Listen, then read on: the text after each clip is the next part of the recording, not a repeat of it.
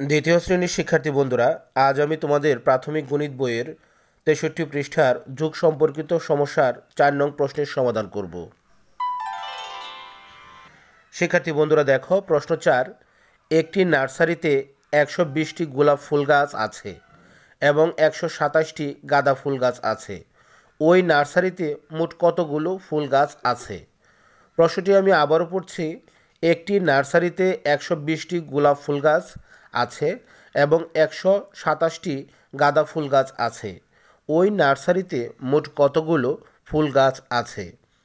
তো শিক্ষার্থী বন্ধুরা, প্রশ্নটি সমাধান করার জন্য প্রথমে আমাদের লিখতে হবে একটি নার্সারিতে গোলাপ ফুল গাছ আছে ১২০টি, গাঁদা ফুল গাছ আছে ১২৭টি। অতএব মোট ফুল গাছ আছে বের করার জন্য আমাদের ১২০ এবং ১২৭ যোগ করতে হবে।